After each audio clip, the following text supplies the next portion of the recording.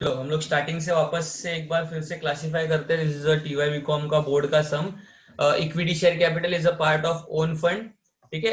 उसके बाद preference share capital is also own fund. Security premium is a reserve. Security premium मतलब क्या? जब हम लोग शेयर्स प्रीमियम पे इशू करते हैं तो उसको सिक्योरिटी प्रीमियम बोलता है. तो इसको हम लोग will be putting it down in security premium को डालेंगे रिजर्व एंड सरप्लस में. General reserve is a reserve and surplus. General reserve is a reserve and surplus. उसके अलावा we have profit and loss account. अगर liability side पे आएगा तो ये हमने लास्ट लेक्चर डिस्कस किया था कि रिजर्व ही होगा. एसेट साइड पे आएगा तो प्रॉफिट एंड लॉस कहाँ पे डालोगे? एसेट साइड पे अगर प्रॉफिट एंड लॉस आ रहे तो कहाँ पे डालोगे? Last lecture we had discussed about it. अगर profit and loss asset side पे आए तो कहाँ पे डालेंगे? लाइबिलिटी साइड पे कहाँ पे डालेंगे? लाइबिलिटी साइडला तर रिझर्व असतं. एसेट साइड पे कहाँ पे डालोगे मेरे को सोच के बताओ. Losses and fictitious. Fictitious asset में डालेंगे हम लोग उसको. फिक्टिशियस एसेट में डालेंगे. Very good. ठीक है. So bank loan and debenture both of them.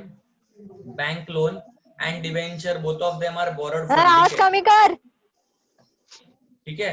11% debenture is a borrowed fund. Bank loan is a borrowed fund. उसके बाद bank overdraft is a short term money loan. तो वो कहाँ पे जाएगा?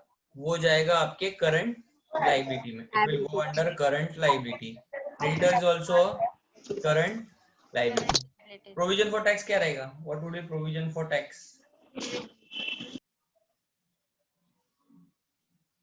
प्रोविजन फॉर टैक्स क्या होगा? What would be? You can use chat box. Current liability. It is a current liability. ठीक है. अब why did you put provision for tax in current liability? एक क्वेश्चन पूछने का था मेरे को. क्या तुम लोग ने provision for tax current liability में क्यों डाला? Why did you put current liability में प्रोविजन फॉर टैक्स? टैक्स तो वैसे तो खर्चा है, नॉर्मली एक्सपेंस है. Current liability short term provision. Okay. What else? Why provision for tax is been put in posted in current liability? उसको current liability में क्यों डाला?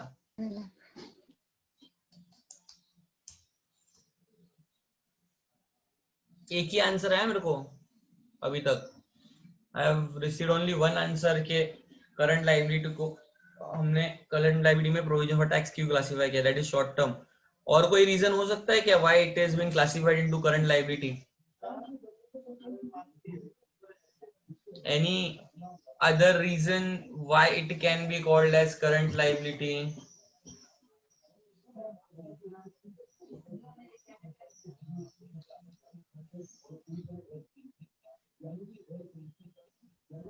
No reason. बातम्या चालू आहे कोणाच्या तरी घरी. हा. Why provision for tax is because it is a quick liability? No, ऐसा मैंने कुछ एक्सप्लेनेशन दिया ही नहीं था. क्विक लाइबिलिटी मैंने आपको बताया ही नहीं है. बाबाला फोन कर जरा. तुझं चालू झालं? काय नाही चालू विचारायचं झालं ना? सांग. चालू म्यूट द माइक. ज्यांच्या घरी बोलतायत माइक म्यूट करो. आन्सर द्यायला माइक ओपन करा फक्त. I'll do it for you. ठीक है. Mute all. ठीक है. जिनको आंसर देना है ओनली अनम्यूट द माइक.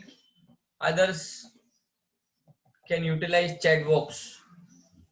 मैंने एक क्वेश्चन पूछा. I have received no answer for it. Provision for taxation is a current liability. एक आंसर मिला कि वो शॉर्ट टर्म है. Short term provisions. Short term provision से बराबर है.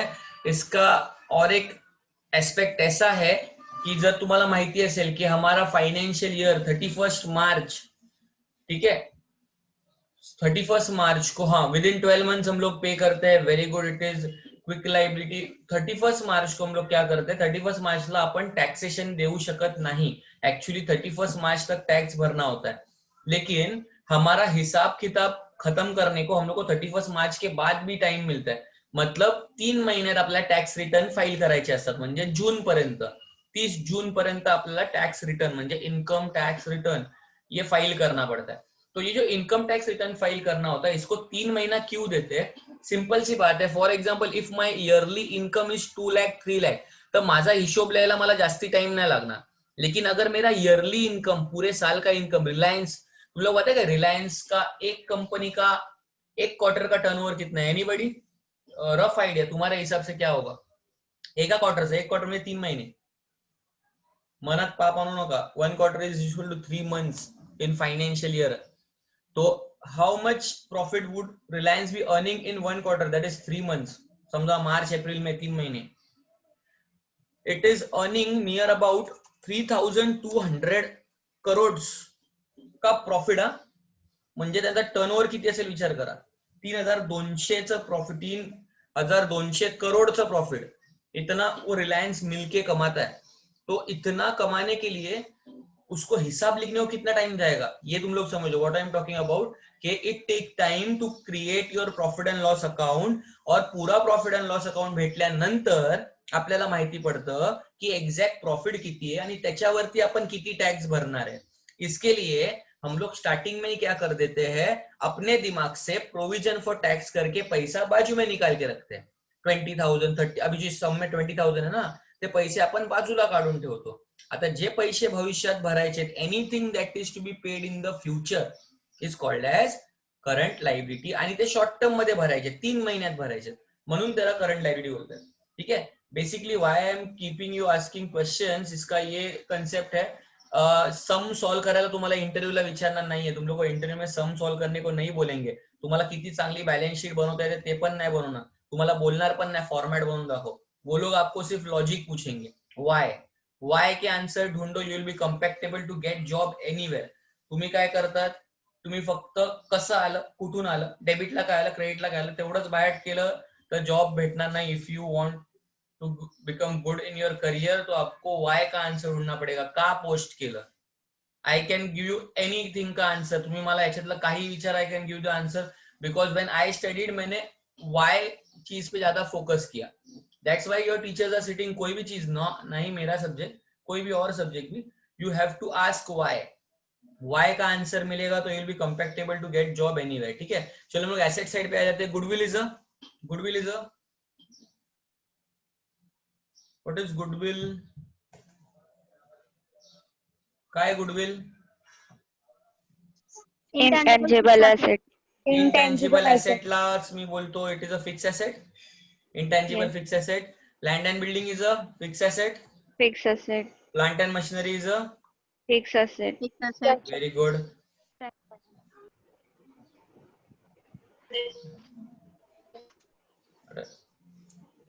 Furniture is a. Fixed asset. हाँ, अभी एक चीज बता देता हूँ कि if you will have depreciation in the current सम, अगर आपके सम में डेप्रिसिएशन आता था तर लैंड, प्लांट आणि फर्निचर इनमें से आप उसको डिडक्ट करते थे. गुडविल मध्ये डेप्रिसिएशन माइनस होणार नाही. मतलब depreciation is always charge on tangible fixed asset. आता आलं नाहीये, सांगून ठेवते कधी सम मध्ये आलं तर. म्हणजे तुम्ही काय कराल, land plus building plus furniture minus depreciation, ते आल्यानंतर उसमें गुडविल ऐड करोगे for total fix asset. Because this 3 are tangible fix asset and this one is intangible fix asset. ठीक है. तो this is something related to fix asset. Marketable investment is a, ह्याच्यावर discussion झालंय आपलं आधी पण. Marketable investment is a Investment. Okay. Other answers, बाकी सबके आंसर्स. सिद्धि का आंसर है इन्वेस्टमेंट. इन्वेस्टमेंट. आगे ऍडव्हर्टायझिंग सर. ऍडव्हर्टायझिंग कुठे आले बेटा? Marketable investments. नहीं, advertising is a profit and loss account बेटा. It would not be covered over here. Heavy advertising वो अलग, मैंने लास्ट टाइम बोला था, फिक्टिशियस की लिस्ट है वो. Current investment. Current assets.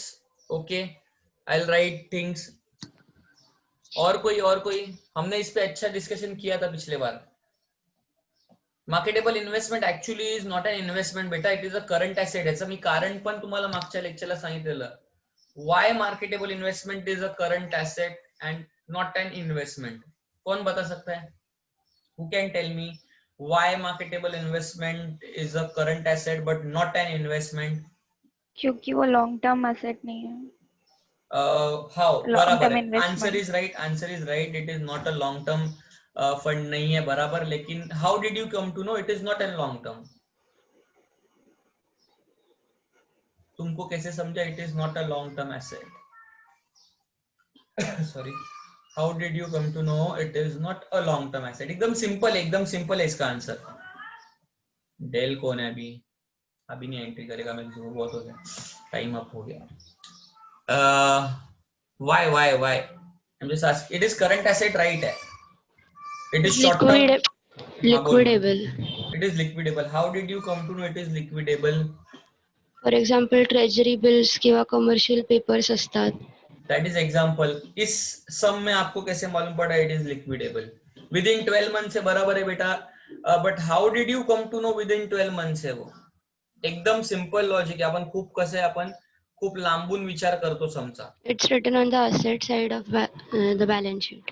Every investment is written under asset side of balance sheet. एकदम सिंपल आंसर आहे, बोल रहा हूं ना, अकाउंट्स मध्ये आन्सर नाही, एकदम बेसिक आन्सर आहे, सम मध्येच आहे, आणि या स्क्रीनच्या बाहेर तर काहीच नाही। 101%, एकदम सिंपल सा आंसर है इसका। सोचो अपना सम हो गया है, सिर्फ उधर ही अटके हो, और नीचे का क्लासिफिकेशन तो कर लोगे तुम लोग। लेट अस सी किसका दिमाग ज्यादा चलता है। बदाम खात जा सकाळी उठून, मग एकदम फ्रेश माइंड चालेल तुमचं। बोलो।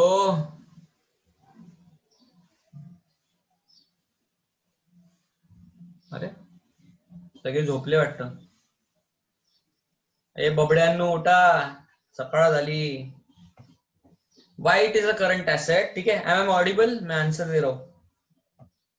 Why it is a current asset? Because marketable है। तुम्हाला कसं कळलं लिक्विडेबल आहे? तुम्हाला कसं कळलं 12 महिन्याच्या आत? मी सोपा प्रश्न विचारलेला की का करंट एसेट। आता इथे दिसतंय का मार्केटेबल शब्द वापरलाय? मार्केटेबल वर्ड का मीनिंग है which can be converted into cash any time. आज घेतलं उद्या कन्वर्ट केलं तरी पण चालेल। मार्केटेबल वर्ड का मीनिंग है विच कैन बी मार्केटेड, मतलब which can be sold in the market any time. Which can be sold in the market any time is called as marketable investment. Hence marketable investment current asset में आया। ठीक है, यहां तक clear हो गया current asset का। अब मेरे को बताओ कि what is debtor? Debtor is a definitely is a current asset. Current asset. Okay, debtor is a current asset. ठीक है, debtor is a current asset. Inventory is a synonym to stock. ज्यांना माहिती नसेल, इन्व्हेंटरी म्हणजे stock असतं। ठीक है, prepaid expenses is also a current asset. Cash and bank is also a current asset. okay, it is also a current asset. Preliminary expenses is a Fictitious asset. fictitious assets. A waiting room. Clear with classification बघून घ्या एकदा, screenshot ले लो, फिर हम लोग इसको side में ही solve करते हैं। You have to solve this in your book. ठीक है, जरा क्लासिफिकेशन देख लो, कुछ डाउट है तो।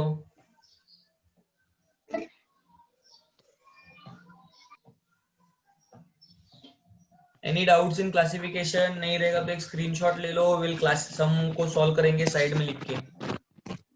डन? चल वी सॉल्व इट। चलो अब will solve it this side. अपना हेडिंग होता है एसओएफ। एसओएफ के अंडर आएगा of, that is your A part. Of है आपका ए पार्ट। ठीक है, अब ये ओएफ में क्या क्या है मेरे को जरा बताओ। ओएफ में है ईएससी, कितना ESC? 3 lakh. Okay, ESC is 3 lakh. PSC है हमारे पास, 5% पीएससी Yes. भी है। PSC is 2 lakh. 2 lakh. 2 lakh. Okay, अपने पास रिजर्व एंड सरप्लस में क्या क्या है? सिक्योरिटी प्रीमियम है, एसपी है हमारे Security. पास। कितना है एसपी? 10,000. वी हैव 10,000 का 10,000. 10,000 का एसपी। उसके बाद क्या है हमारे पास? General reserves. GR general reserve. कितने का जीआर है अपने पास? 1,20,000. We have 1,20,000। ओके, हमारे पास प्रॉफिट एंड लॉस अकाउंट भी है। We have P and L. 34,000.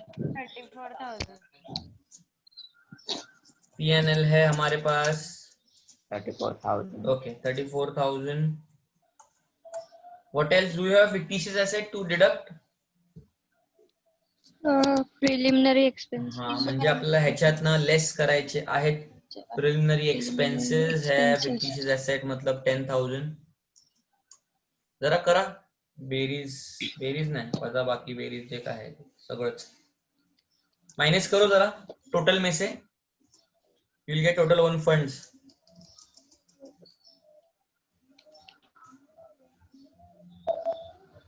कितना आया? 6,54,000. सबका 10,000 माइनस केले का त्यातनं? हो. केले. ओके तो 6,54,000 आया आपका ओन फंड. ठीक है. इसमें आएंगे बोरोड फंड्स. तो बी पार्ट है आपका बोरोड फंड्स. बी में बोरोड फंड्स में क्या क्या है? बोरोड फंड में दो ही आइटम है. एक है डिबेंचर 1 लाख से डिबेंचर है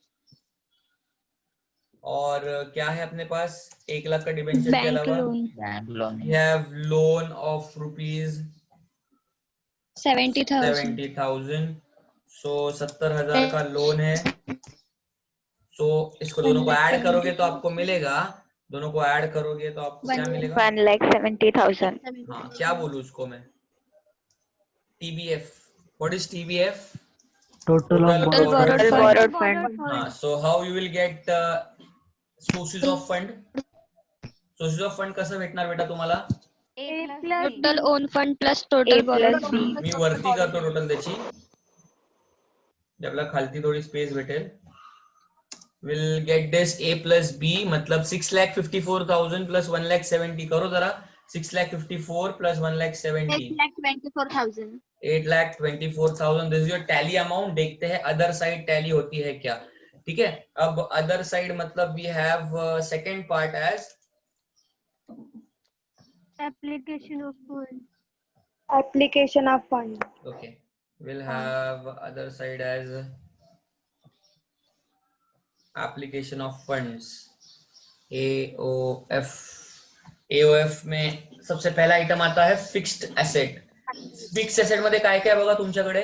गुडविल है, लैंड है. हाँ goodwill, land, plant and machine, furniture. चारों को ऐड करके बताओ जरा मेरे को क्या आ रहा है. Goodwill, land, plant and machinery, furniture जे तुमच्या स्क्रीनवर दिसतंय ते सगळं ऍड करून मला सांगा किती ते goodwill sorry fix asset.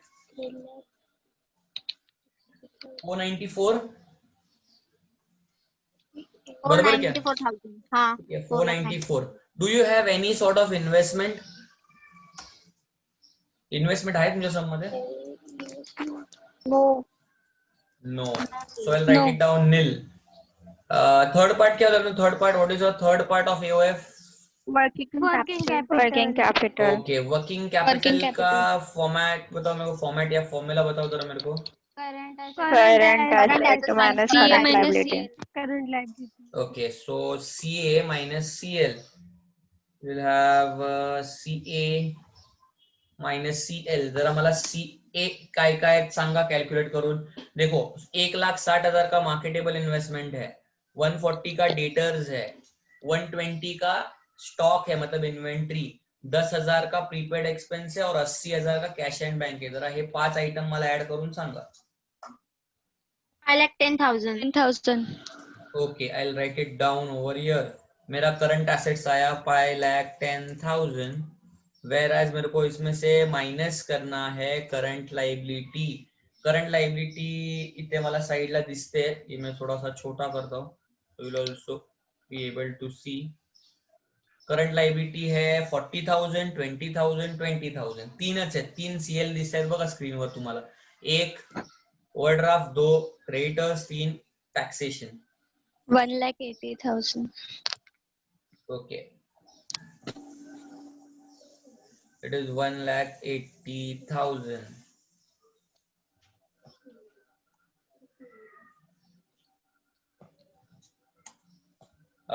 Current assets में से करंट लाइबिलिटी को माइनस करो बेटा. So you'll get your answer. 3,30,000. 30,000. Okay. What is this 3,30,000?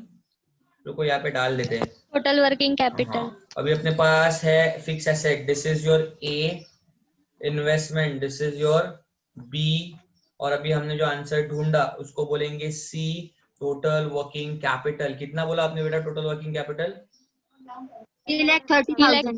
3,30,000. Okay, एडवा करो दोनों को, एडवा 3,30,000 plus 4,94, so you will get total application of funds.